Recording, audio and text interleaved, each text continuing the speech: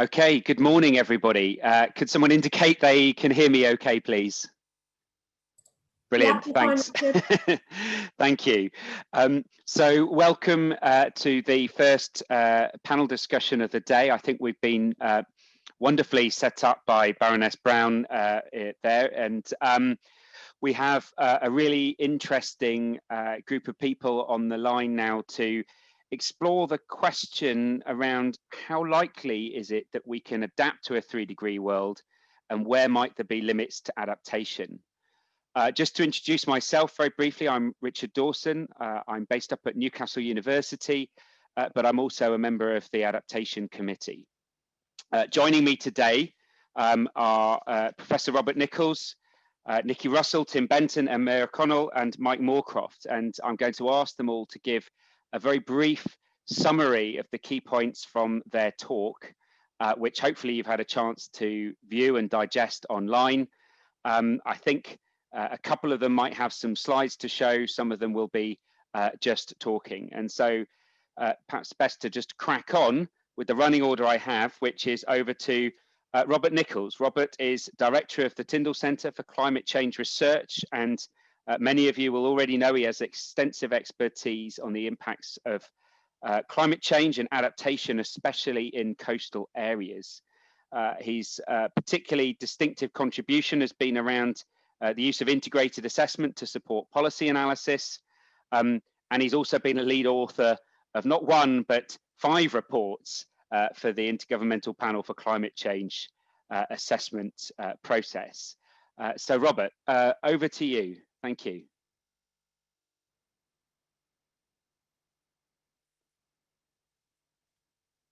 Robert, you're muted. Yeah, I was just finding the unmute button. Sorry, it was hidden away. Right, so thank you very much, Richard. It's a great pleasure to be here today. And just to sort of summarize my thoughts on managing flood risk, I suppose when I start doing this, I mean, I think, go back to when I began to think about flooding, the important adage that we can't stop flooding, all we can do is manage it. And I think that's an important thing to remember, that even though maybe we become much more risk averse as a society over time, and we're willing to spend a lot more money to stop risks, I don't think we can completely avoid risk. I'm not sure it's desirable to either. So I just laid that out there. I also thought about the history of flooding and went back to 2 key events, which were about 70 years ago. And so some of the timescales we're thinking over when we think to 2100, the 53 storm surge, which killed over 330 people, and 1947 Thames catchment flood. And when you look back then, we really didn't have much understanding of flooding. And since then, I made the point that we've transformed our understanding of flooding, and we've transformed how we've adapted to flooding. We have flood warning systems. We have a lot more flood defences than we had. Maybe we wouldn't want them all if we could go back and have time over again. We have the information that was been shown several times that Paul Sayers has used to come up with the numbers of people that will be affected by climate change. And we also understand flooding as a system, so we can see that adaptation can happen in many different ways. So I would argue that in flooding, we have seen a transformative adaptation system.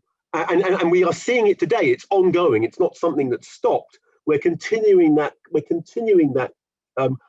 now. So I think that's an important thing to remember, and adapting to all the risks and all the drivers that are causing flooding, with climate being one of them, but obviously land use and economic development being another. But then if we go on, I thought, I'm assuming here that we must maintain this existing transformative approach to flood adaptation. Easy to say, and quite how you ensure that. I mean, I think that's maybe more of a challenge, this distributed nature of adaptation. But what are the things that I would focus on that within this process I think need more attention maybe than they're getting? And the first 2 build on what was sort of said very much yesterday. I think precipitation intensity is something we probably don't think enough about when Hayley's talk. And the issue of, well, every home in the UK, or every building is going to experience increased precipitation intensity. So the issue for building codes, runoff in small catchments, etc. Compound flooding, where maybe we have things coming together, we may be underestimating present risks, let alone what climate change may be bringing. So those are two areas where we need more attention. Nature-based adaptation is something that in COP26 is a highlight. And I think now we have the tools to really start thinking about nature-based adaptation and how it might work with other forms of adaptation. And the OpenClim project, which is developing the methodology for the Climate Change Risk Assessment 4, is actually explicitly looking at nature-based adaptation. I think we also need to be thinking, rather than just about one solution, an adaptive management approach where we recognize uncertainties. At the coast, there's lots of uncertainties, particularly with sea level. And adaptation finance, with government funds protection, but what happens when we retreat? And the report that Jim Hall led from the Climate Change Committee on this issue, which was mentioned by Baroness Brown, has highlighted this important issue of what do we do about places we can't protect? And we have to grapple that and start to prepare for that. And moving on from that, I think we need to move. We often think about flooding as a line kind of issue, and we need to be thinking about the whole community, including the bits that aren't flooded, and how do we sustain that? And lastly, residual risk. Even if we do build defences, defences will ultimately fail. There's always a small chance. And what are the consequences of residual risk? If we adapt well, we might end up with occasional really big floods as a sort of consequence, rather than lots of little ones. And so it's really important to think through the issue of residual risk. So those are the sort of 7 sort of issues I thought really could be focused on. But in terms of the transformative nature of flooding, we have a great historical experience, and the important thing is to maintain that through. Can we adapt to 3 degrees? I think we can. I mean, we haven't done it yet. There's a lot to be done, but as part of this process, I think we have a great foundation to achieve it. And are there limits to adaptation? I think they lie, as I said in my talk, mainly in the sort of it's issues around finance and in the social realm that are where our limits to adaptation exist. And I disagree with Baroness Brown about 2 meters being a barrier to adaptation. I think it's the key thing is the rate of change. 2 meters over 200 years we could adapt to. 2 meters happening in 10 years, clearly that then starts to challenge us. So I think it is also thinking about rates of change that are important. And with that, Richard, I'll conclude.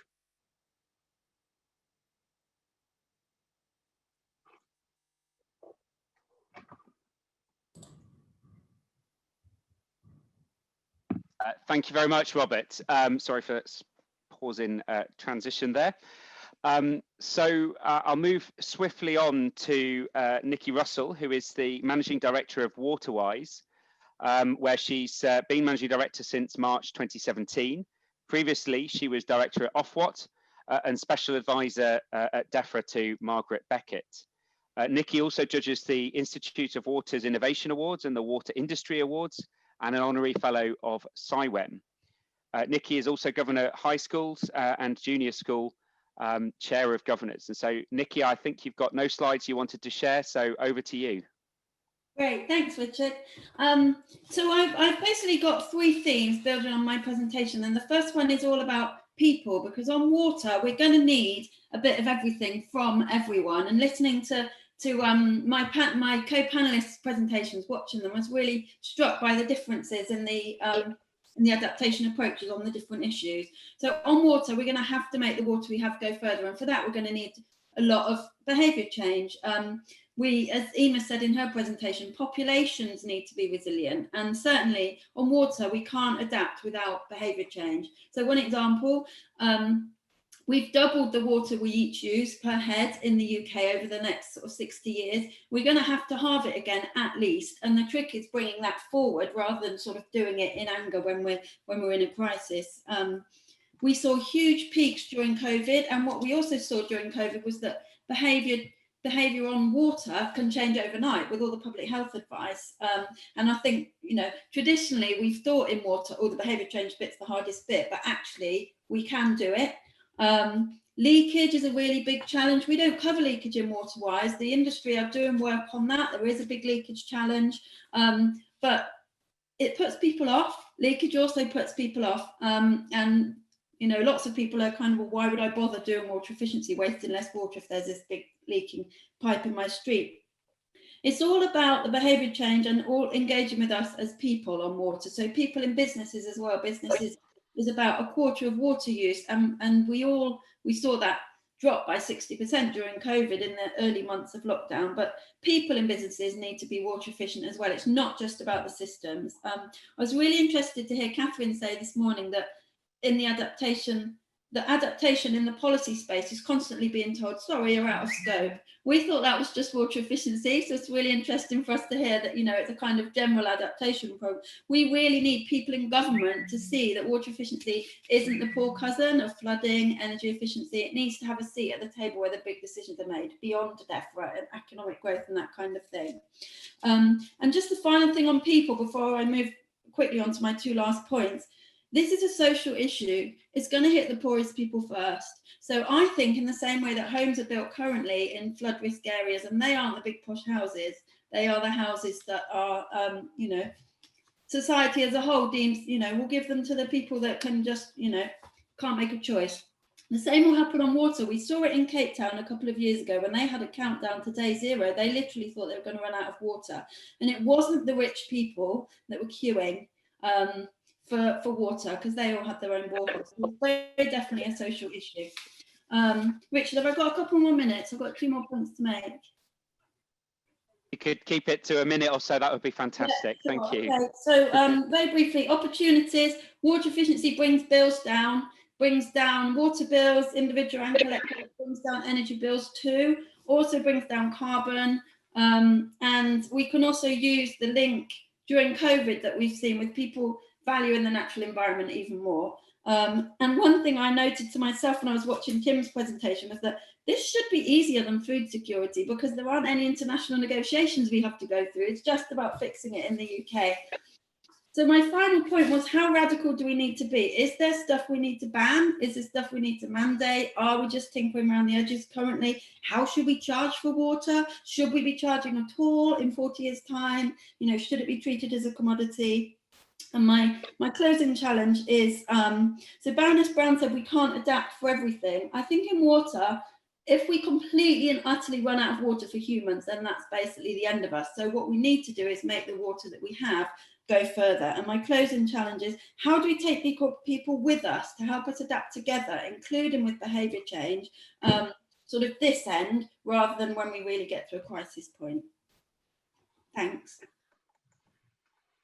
Fantastic. Thank you very much. Now it's a pleasure to introduce Professor Tim Benton. Tim is Research Director in Emerging Risks and the Director of the Energy, Environment and Resources Programme at the Royal Institute of International Affairs at Chatham House. He's also a Professor at the University of Leeds.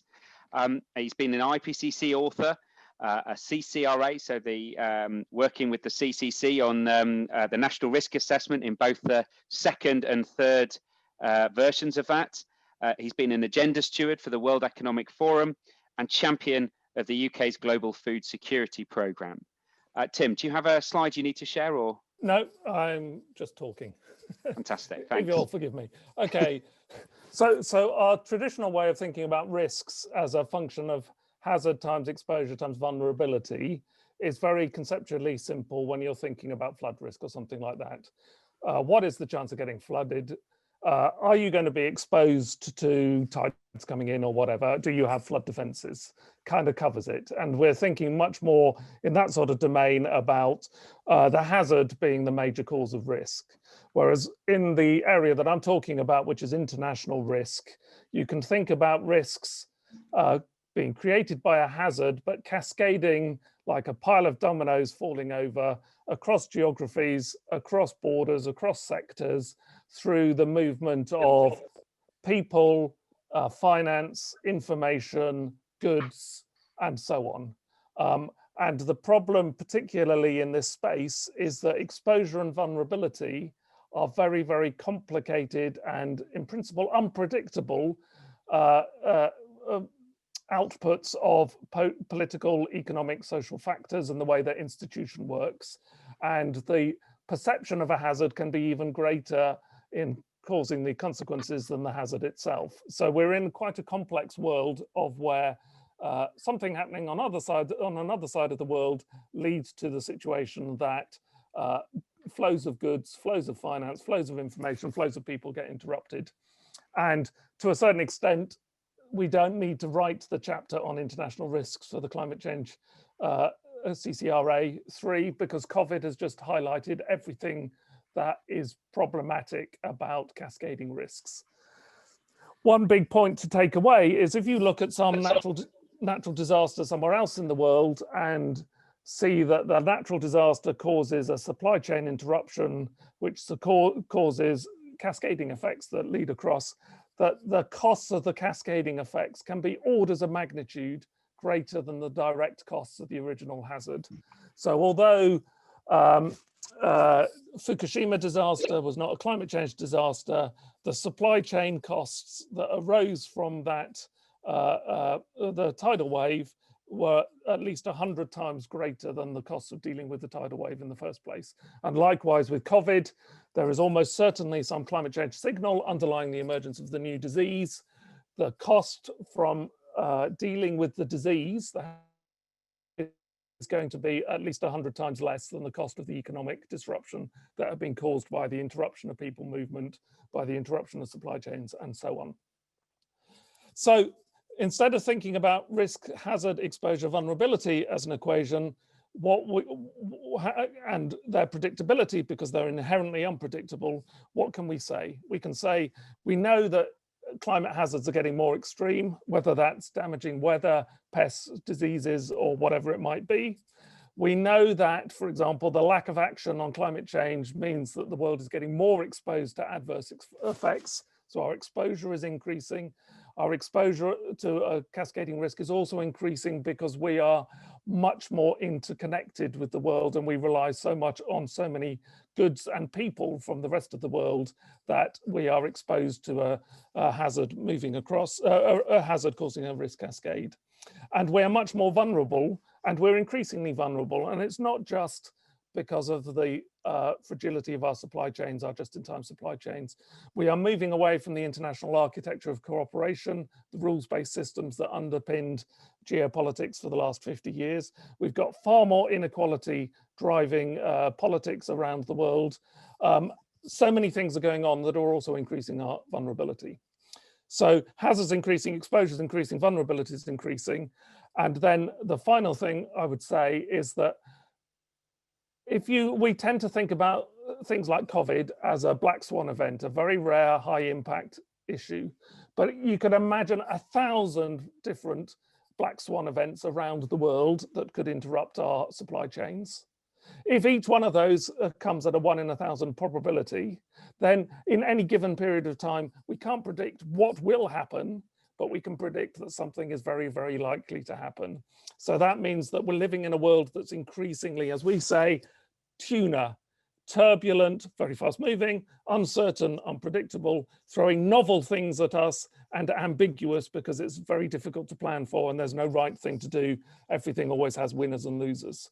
So the focus on adaptation cannot be about predicting a particular hazard and building resilience to that hazard. It's got to be about building a resilient economy. And what does a resilient economy look like? Well, it's full of redundancy. It is not maximally efficient. It's not just in time. We've got to build back in redundancy. It's got to be not centralized for efficiency purposes and economy of scale. We've got to be more modularized, more distributed. It's got to be more diversified and less specialized on single goods and critical points of failure and so on. We've got to spread our critical needs across multiple pathways. And finally, it's got to be more flexible, and we've got to have more substitutability built into it so that we can swap components, or consumers are happy if they can't get fruit and vegetable this week to buy something else and just cope with changing circumstances. So the resilience of the economy has got to be our focus moving into the future. Over. Brilliant. Thank you very much, Tim. So next up, we have Dr. Emer O'Connell from Public Health England, where she leads the Extreme Events and Health Protection team. She's a consultant in public health, specialising in environmental public health, including air quality and climate change. Emer has a master's degree in public health from the London School of Hygiene and Tropical Medicine, and PhD in public health and population science from University College Dublin. Do you have any slides? I do not. Thanks very much, Richard.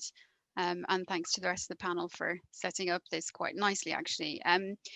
So I'm going to cover health, but it's obviously been covered in various ways over the last few presentations, and probably peripherally, as talk of COVID kind of is the skeleton against which we frame everything at the moment.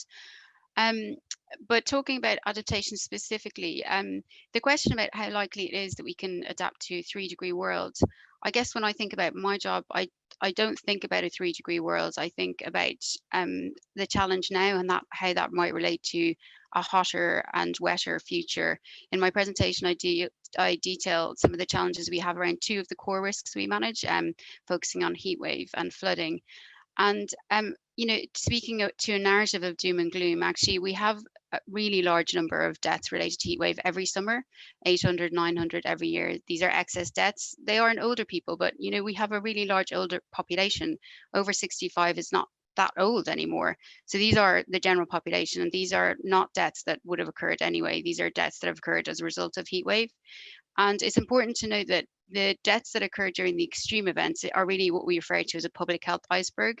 They tell us about an underlying problem, and the largest proportion of deaths that occur related to hot temperatures occur at those days that are quite hot, but not, you know, the ones where we're being warned about the need to do something because we're in an emergency, like we were in, say, August, for example. So this tells us a lot about the drivers of those risks. And I think it's important to frame some of these when we talk about adaptation for health. So we know that we have physiological vulnerabilities at the individual levels, and these will relate to our age and also comorbidities like lung and heart conditions.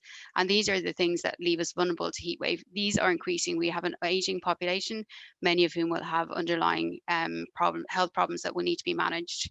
At the same time, we have increasing exposures. So these two things will act together. It's definitely a systems scenario and not just a direct causal pathway, but it is important to know that those are definite things we can see are happening already, particularly in the last 3 or 4 years. In my team, we see a huge increase in the number of events we have to deal with. The structural and social determinants are also driving these impacts, and these are things like the built environment, but also the way care is received, both informally, and the resilience of our communities and populations really drive those things forward. I detail in my presentation how we've seen a really significant shift in how care is received in the community, social care in particular. We've seen in COVID that we have a very fragmented and the social care system hasn't really responded particularly effectively to COVID, and we've always had concerns about that for heat wave also. Most of the deaths during heat wave occur in the home. Care homes, we also see excess deaths, but many of the deaths we see at home, people don't seek healthcare. So this isn't a healthcare problem. This is a community's health and population's health problem.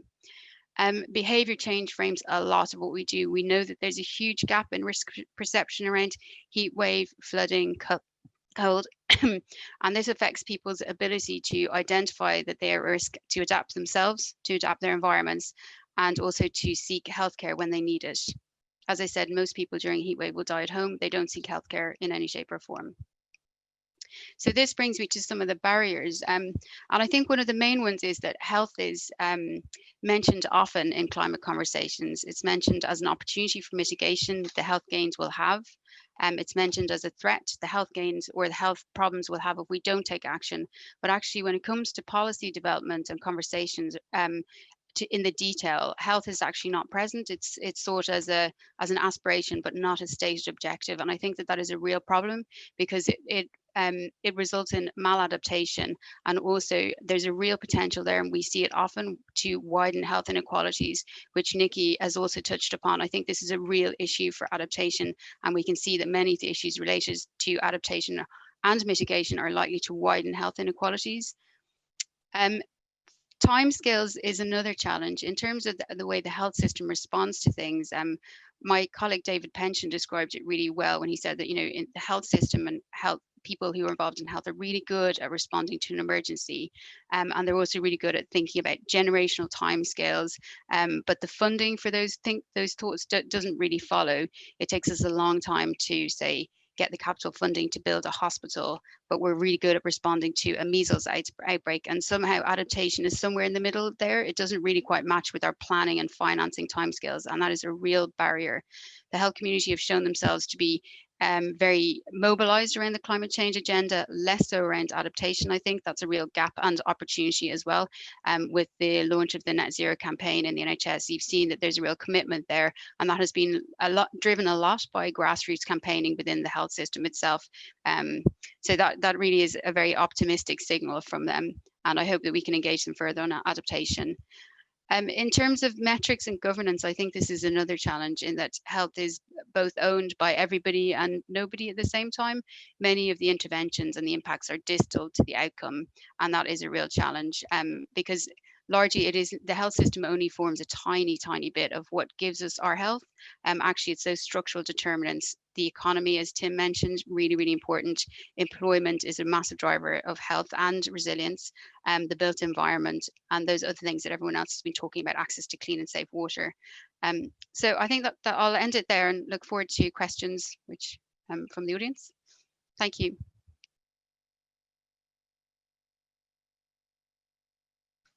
Oh, I think you're on mute, Richard. Yeah, no, fantastic. Thanks. I was trying to press the button, but it kept disappearing. So thanks very much for that. So next up is Dr. Mike Moorecroft, who's a principal specialist at Natural England. Mike leads their work on climate change adaptation and mitigation in the natural environment. He's also a lead author for the IPCC and has published over 140 scientific papers, reports, and book chapters. He's led a research group at the Centre for Ecology and Hydrology before joining Natural England in 2009 as an honorary research associate at Oxford University. Mike, I think you have a slide you wanted to show, is that correct? I do, and can you see that? I can, yes. Marvellous. Okay, well, thank you. Good to join you. It's been a really good conference so far. So I've got 5 points that I want to make. They're all linked and they're all important.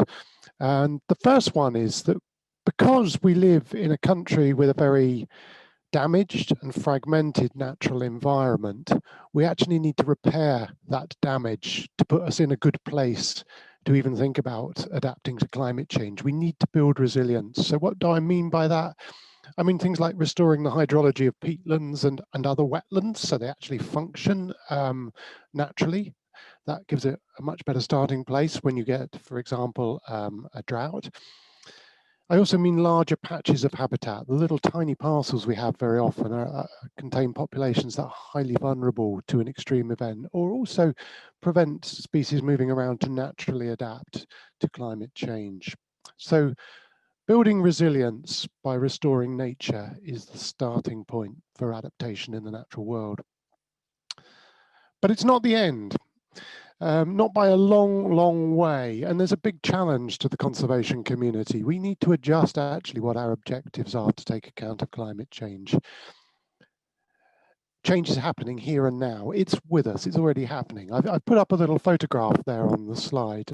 This was last week, really fresh, out in the field with colleagues at Bridgewater Bay, which is a national nature reserve on the Severn Estuary. And we were looking at how to adapt to change, not change that's coming down the line, although, well, actually we were, but also change that was already there with a rising sea level, an increasing loss of freshwater habitats.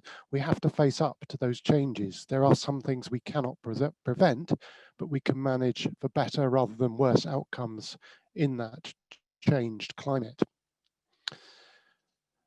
So what are some of the other things as well as managing for shorelines? Well, there's also things like allowing species to move.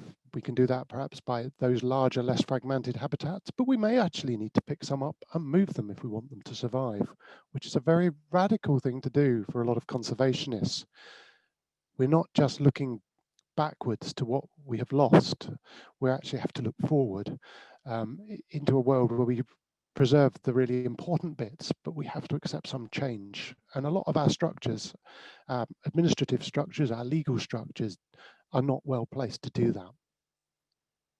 Third point, and I kind of think this might be the most important one for this conference, nature-based solutions are essential to effective adaptation and mitigation. Nature-based solutions are solutions to problems like climate change that benefit both people and biodiversity, both together at the same time, not choosing between one or the other, not setting them in conflict against each other, but looking for how you can do both. And is that a bold claim that it's essential? Well, maybe, but I think it's absolutely true. We live in a small island with a limited amount of land, limited amount of fresh water, limited amount of coastline. We have to manage what we have, our resources, as efficiently as possible. And also I would remind people that actually many of the things we've been talking about impacts on people are mediated through the natural environment. Flooding usually is a consequence not just of rain falling out of the sky, but the way it runs over the catchment, whether it's absorbed into the soil, whether it's slowed in a natural river channel or transported rapidly in a straightened canalized river.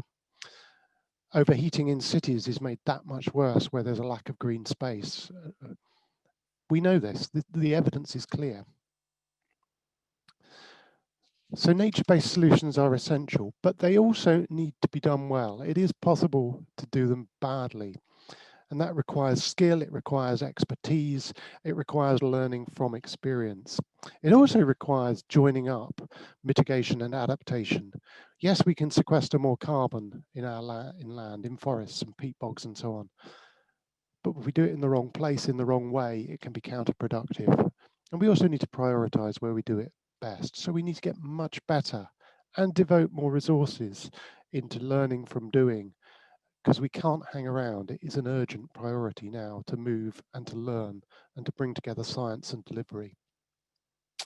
And finally, I have to say 3 degrees or more, which is the number we were asked to think about, means significant damage to ecosystems and people. It's almost a meaningless question whether you can adapt to it. Yes, you can adapt to it in the sense that you have to accept that loss, but that's not a place I want to be. So I do think that we do need to pursue mitigation agendas as radically and as quickly as we possibly can alongside adaptation. Thanks.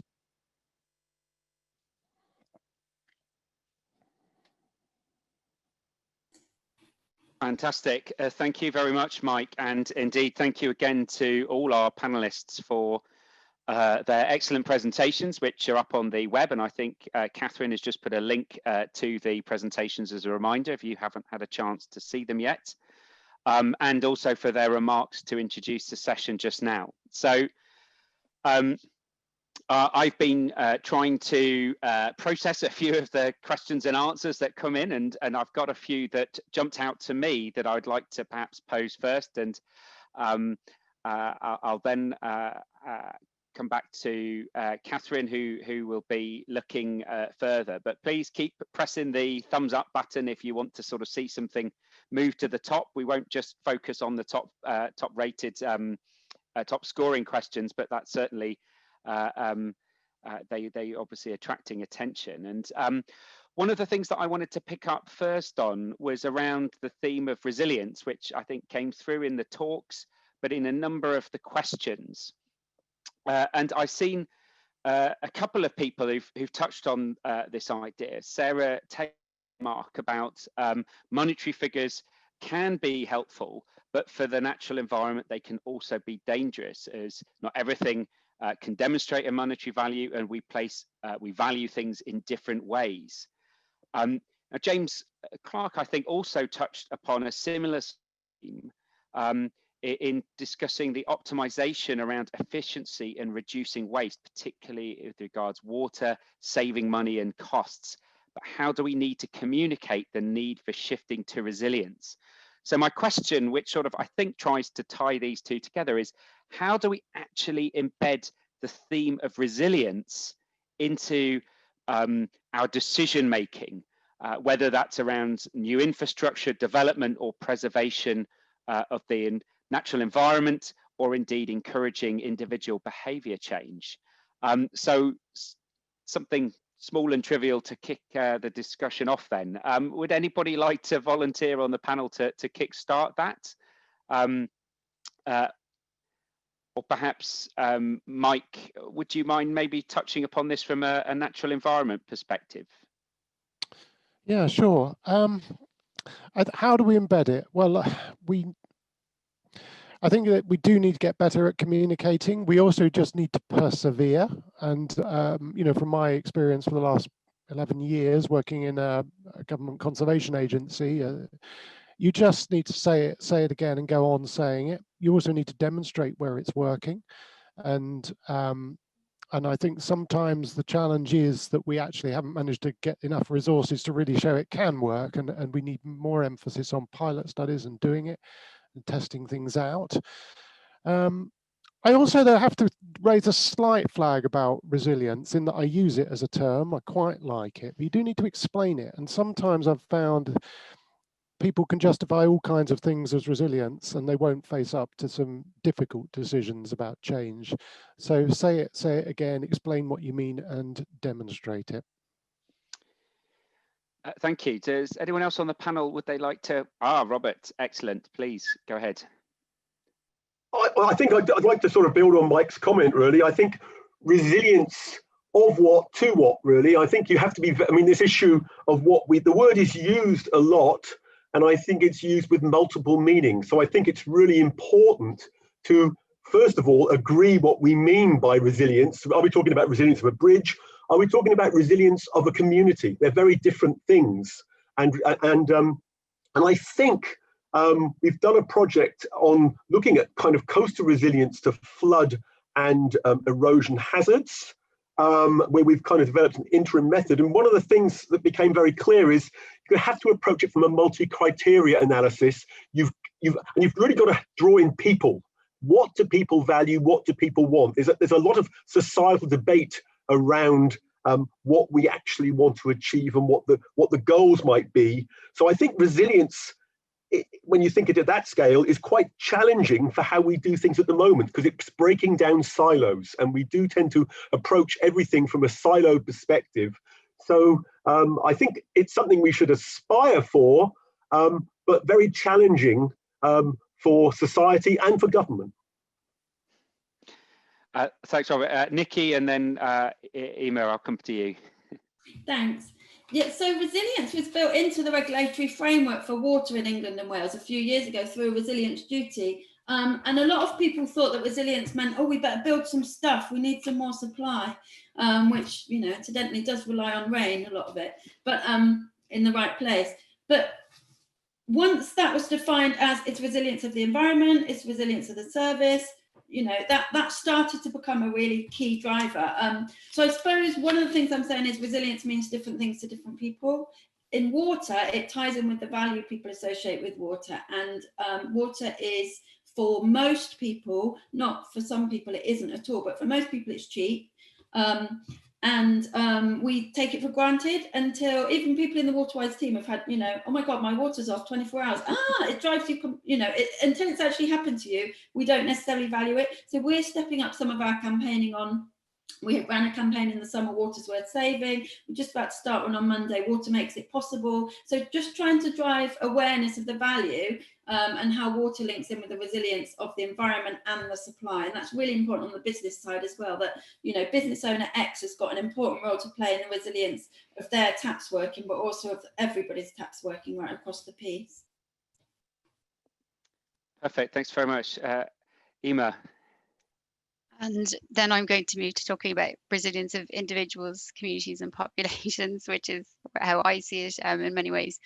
And I guess it for me, it means their ability to absorb and recover from an event, or even, you know, a long-standing chronic scenario that they have to deal with. And it goes to behavior change, and public health have quite a lot of experience on behavior change and how to do it and what works and what doesn't. And fundamentally, giving people information about a risk or something they need to do is not sufficient. People need to understand and be enabled.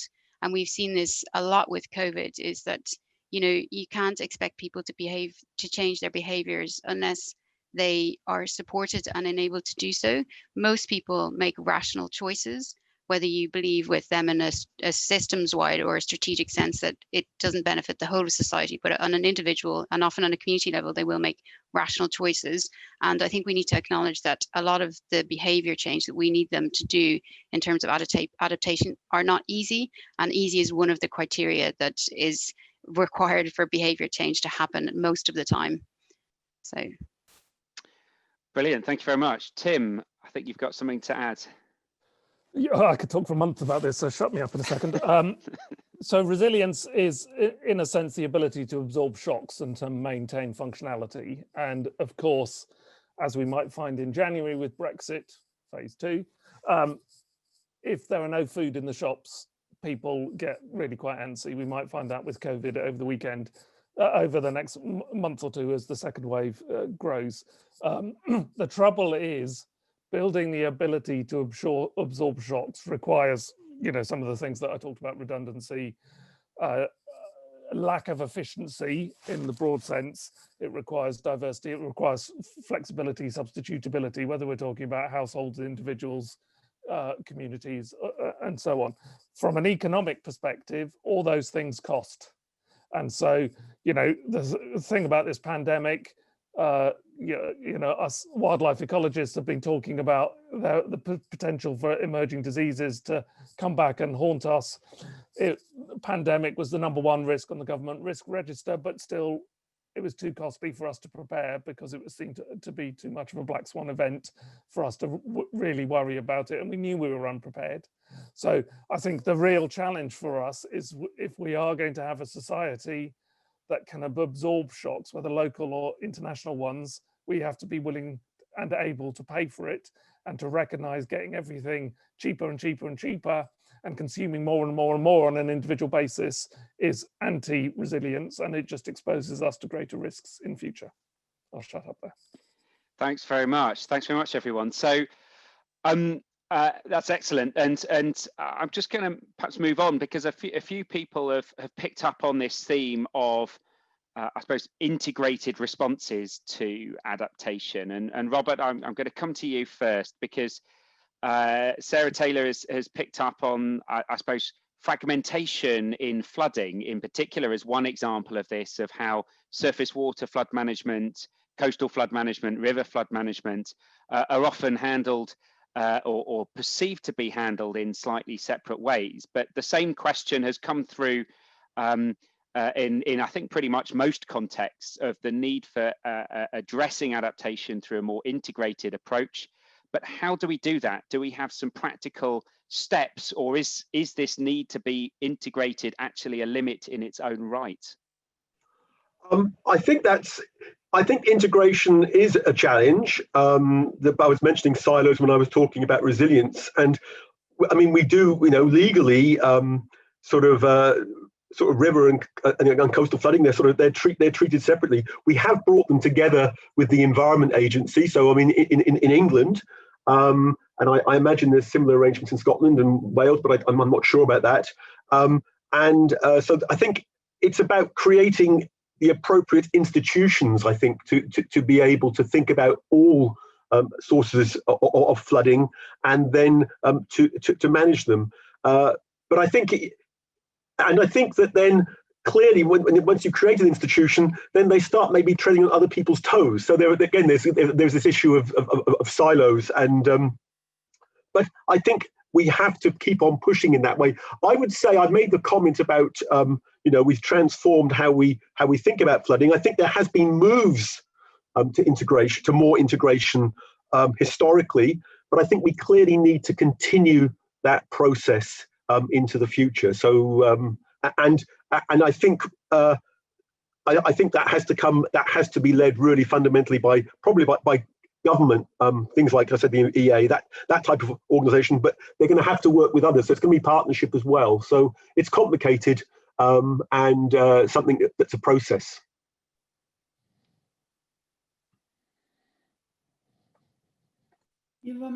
Nikki, do you want to kick off? Just on integrated responses, we really need this on water efficiency. For example, energy efficiency, big energy efficiency retrofit schemes and standards for new homes and buildings. Water efficiency is always forgotten about, but how mad to retrofit every home in the country for energy and miss out the water efficiency bit. And the second bit on water is the links between water and flooding. So grey water harvesting, which someone mentioned in the chat box, we're all going to have that at some point further down the line. And that really helps with sustainable urban drainage and sort of urban flooding and that kind of thing. So absolutely integrated responses. And as Rob said, the lead for that needs to come from government, I think. Certainly in the water space it does. Perfect, thank you. Mike, I think you had something to add, yes. Yeah, well, I'll say it again. Nature-based solutions, I think, are an integrated approach, which is a basis for it.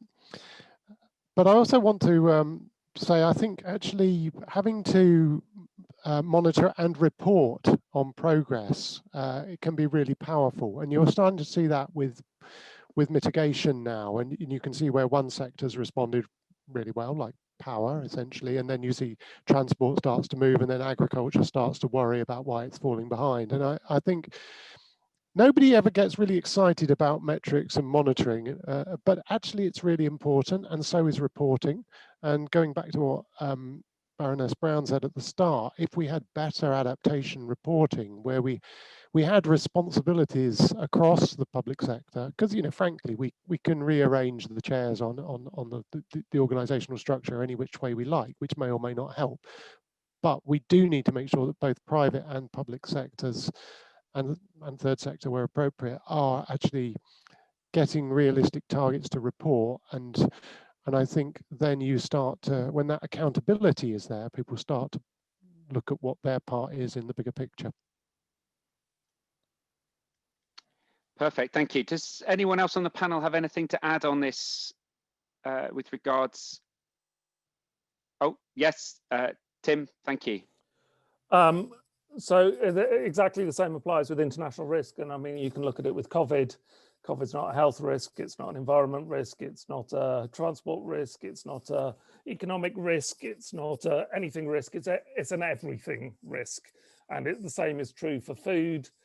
If you think about where our food supply comes from, and you think about Henry Dibbleby's National Food Strategy, as far as I remember, there are 17 government departments spread across Westminster and the devolves which have an interest in food. And it's how do we get that level of integration across a silo? You know, CCRA2, we made a recommendation that we needed more integrated thinking, and government said, no, we're good at that anyway, we don't have to do any more of it. And I think it's very clear, living through COVID and living through Brexit, that we don't have anywhere near the integration that we need to, and we don't have the mechanisms for it. But hopefully Brexit and COVID and other things that are going to get thrown at us over the next decade or so from a climate hazards perspective will absolutely reinforce the fact that we can't get much further ahead without doing this better. Thanks. Emer, did you have anything to add on that, or are you okay? Sorry, my connection dropped out, so I missed all but the end of Tim's. Apologies. No worries. Okay, thanks. I'm just going to pass over to Catherine now, who's been monitoring the Q&A whilst that discussion's been going on. Catherine, do you have a question for us? Yeah, thanks, Richard. There's a few popping up about inequalities, which again, we might just want to take as a bit of a theme. So Phil Mackey's asked one, which has got right to the top now anyway, about building resilient economy is clearly important, but how do we make sure this isn't happening in a way that creates, sustains, or even increases structural inequalities that determine health inequalities and outcomes? And there's a few further down as well about different aspects of inequality for different sectors and how we avoid, how we avoid making it worse with adaptation, but also how we can target adaptation appropriately to deal with inequalities that already exist. So you might all have something to say on that one as well.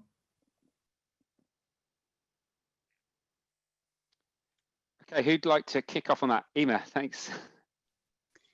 Hey, yeah, I mean, inequalities is really something that drives all of the public health work in general. And I think that what is lacking to a certain extent is the view that health is the shared outcome of all of this. Yes, the economy is really important, but if economic solutions are focused without any consideration of who benefits and who pays, then they're likely to cause more harm in the end than good. And I guess this relates back to what I mentioned as health being included as an aspiration, but not as a shared objective that is going to be included within the implementation of policies and programs to achieve these ends. This is equally as true for mitigation, and probably more true for the mitigation policies than it is for the adaptation ones. And many of the discussions I see have quite high risk of widening inequalities economically and in terms of health. And I think that's a real challenge. There seems to be quite a low level of awareness around the unintended consequences of many of these policies, which are very focused on singular outcomes. And I think that goes back to Rob's comment about the siloed thinking. And we are present in the policy discussions as a health organization, but I would say that we are considered to be a less strong voice because we do not have a budget. And I think that is probably quite a cynical thing to say, but I think it's quite true in that when you don't have a budget and you're trying to influence policy and program development, you do not have as much scope to influence it. So it goes back to governance as well, that bit. Great, thank you. Tim, would you like to add to that? Yeah, so I think a resilient society has got to be an equal society, because otherwise inequality amplifies a lack of resilience. It increases the exposure to risks of a larger sector of society and so on, as various people have put down. I would say fundamentally, this comes back as an economy and the way we in the West tend to see economies. It is about wealth creation and GDP growth, and it's too narrowly defined by that. So you can get clearly increasing GDP growth driving the rich getting richer and the poor getting poorer, and that's the lesson of the last 30 or 40 years. So somehow we have got to move around to more inclusive growth, which would be more resilient growth, reducing inequality, and get away from the excessive chase of capital to make the rich richer, ever richer, because we have to do more about spreading the benefits and recognizing that a richer economy is not necessarily an economy based on greater well-being. So we need at least other indicators of our economic well-being beyond GDP. Over. Fantastic, thank you. Nikki.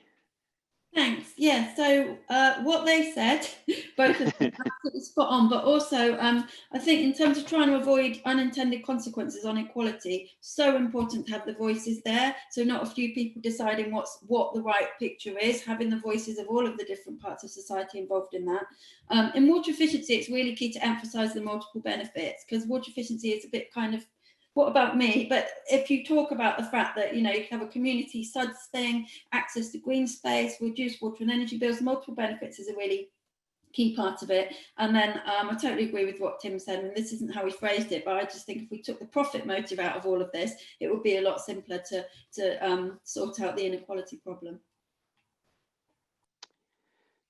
Thanks very much. Go on, Emer. You got some more to add. Yeah, and looping back, I think it goes to the earlier discussions about how the decisions we make are framed by the economic evaluation of their effectiveness. And many of the benefits around the natural environment and health in particular are not so easily quantified. And that has to be accepted, that actually we know that there's a benefit. The evidence is that they have a benefit, and we are not going to be able to demonstrate that benefit in the same way as we might be able to demonstrate it for building a bridge between two cities and making sure that your drive is 15 minutes shorter. We won't be able to do that, but nonetheless, we do know that it has a benefit. And I think that accepting that fact is, there needs to be a whole culture change around even the earlier parts of the decision before we get to like how we see GDP and the economic structuring of our society. There are easier wins, which is actually just accepting that there are some things that we can't quantify very easily, and that's okay. Fantastic, thank you.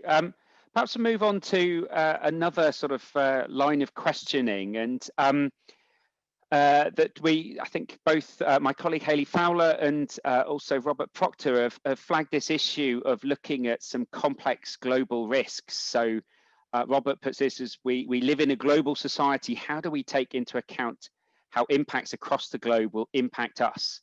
And gives the example of some refugee movements and the potential for that to increase as in a warmer world.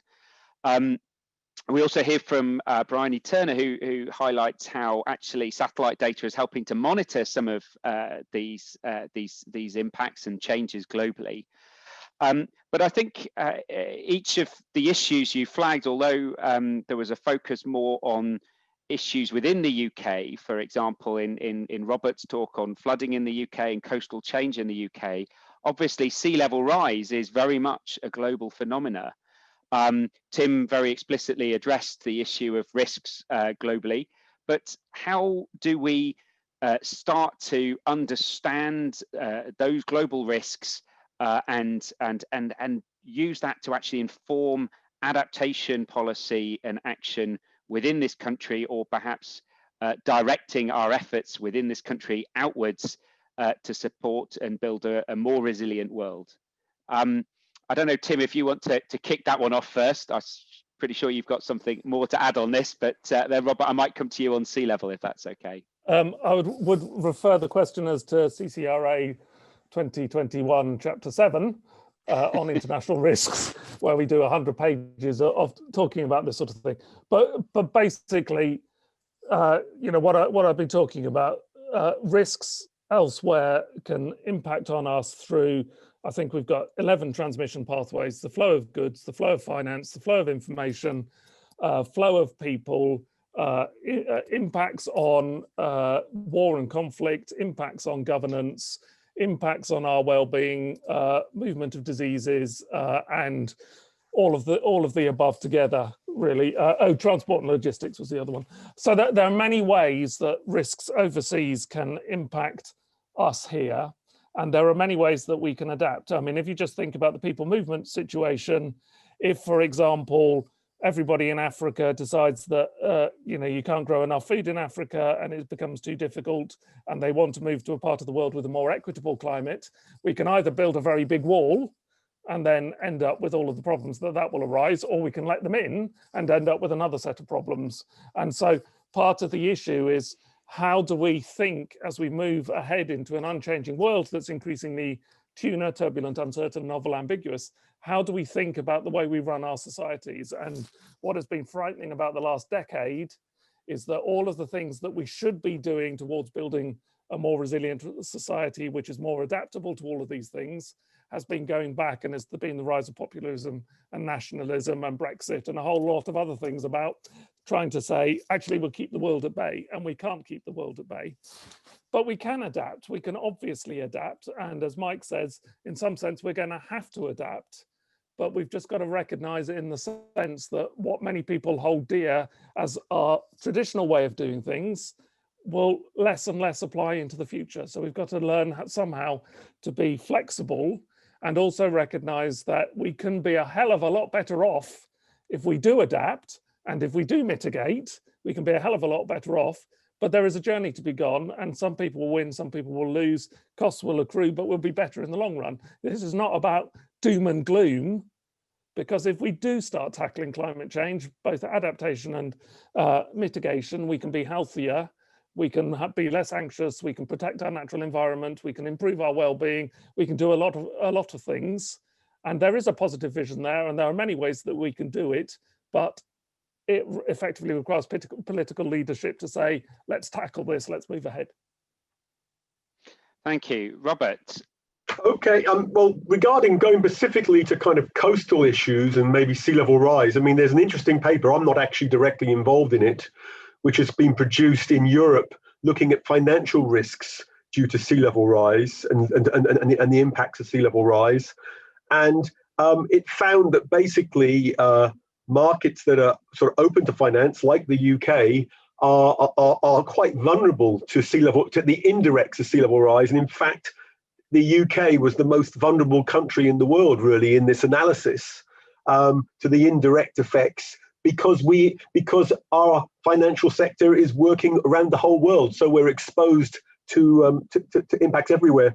And I mean, I think in terms of adaptation, I mean, I think the companies involved probably realised that anyway, but this study really sort of shines a light on that, and I think obviously building awareness, and then you can start to think through what would you do to mitigate those sort of risks and to adapt to them. But certainly, you know, it is a big issue to our sort of open kind of globalized economy, where, you know, the financial sector is such a big part of the UK economy. In terms of maybe flows of people, in a coastal realm, again, obviously there could be many reasons that people move. I think the issue about movements of people really comes back to this adaptation question. If we can adapt in situ, people are much less likely to move than, so we mitigate to reduce the drivers of climate change. And then if we can adapt to the climate change that happens, we're likely to see much smaller movements of people. And there are lots of analyses that talk about, you know, hundreds of millions of people moving. That is a world without any adaptation locally. So I think if we start to think about adaptation locally, there'll be people will have to move due to sea level rise, but I think the numbers will probably be lower than are often assumed. And we've actually worked in Bangladesh, for example, and we've done quite a lot of detailed work in Bangladesh in the area that is shown to disappear with the meter rise in sea level on kind of classical maps. I'm sure most people have seen maps of Bangladesh with quite a big part of it gone. And in our analysis, people were still living there in 2100, even with quite a large rise in sea level, because there's major dike systems there, and the World Bank is spending $1 billion right now upgrading them. So even we expect that area to lose people, but not to become uninhabitable. So it's again, so that suggests that the flow of people will be lower, and it clearly means helping adaptation, helping Bangladesh to adapt. Clearly, is also helping to deal with this bigger issue, and helping people around the world to adapt is dealing with this bigger issue in general. Thank you. That's great, thank you. I'll hand over to Mike and then back to Catherine for a final question, I think. So Mike, first off. Yeah, so just on the international point, I mean, I think there are some big challenges with what we do in this country having adverse effects elsewhere. And this is particularly true on the mitigation side. So for example, if we were to reduce food production and import more, then, you know, we're exporting a problem. So we've got to be careful of that. The other thing I think, though, is I think it's really important that you know, we do stand up for, engage with, develop and make work better international working and international agreements and conventions, things like the UNFCCC, to make sure that it does all join up. And it's really hard work, I know, but it needs to be done. And I think we also need to bring in locally based practitioner and other practical experience into those conversations, and it's not a sort of disengaged sort of global elite who are planning on behalf of everyone.